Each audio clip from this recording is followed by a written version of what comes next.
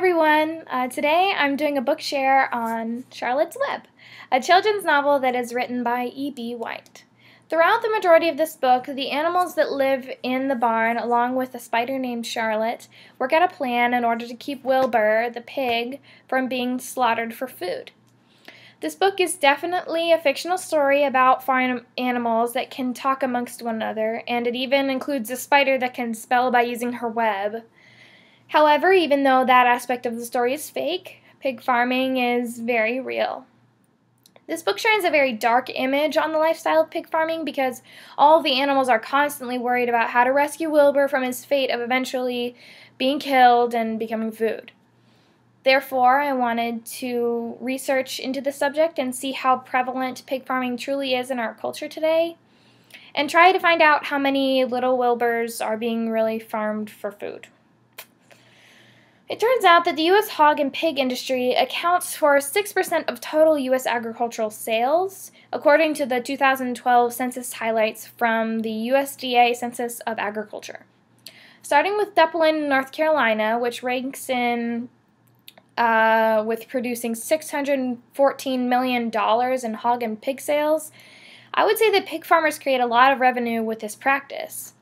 Along with that, the census also stated that the majority of the pig farms in the United States are operated by families or individuals, accounting for 41% of the total sales of pork produce. This fact in general also helps to make Charlotte's Web even more culturally accurate in the fact that the story is set on a family-run farm. So now that I knew how prevalent the lifestyle of pig farming was in America, I tried to research more specifically and see how much pork was being produced in my own state, which relates directly to how many pigs are being slaughtered.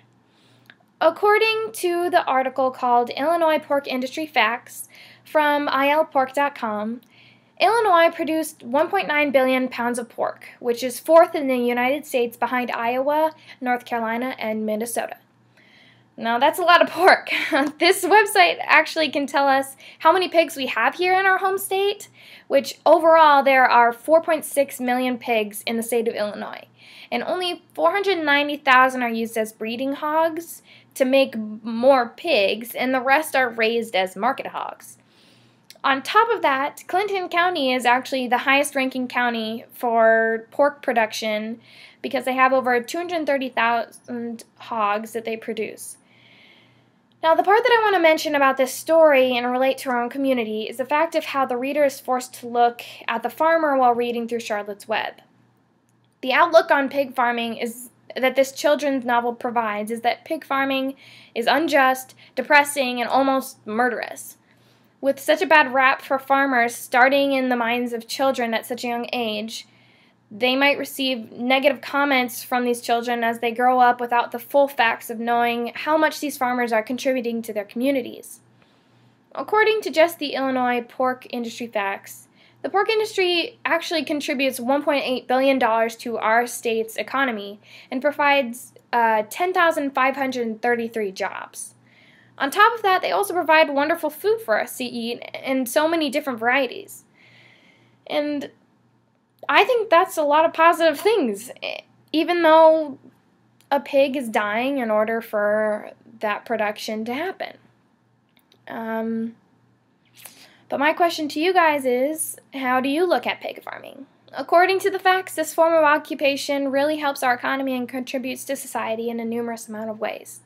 But is that enough to make the death of a pig worth it? Is the mindset behind Charlotte's Web correct or overboard? I hope you enjoyed my book share, and I can't wait to see your responses. Thanks for listening.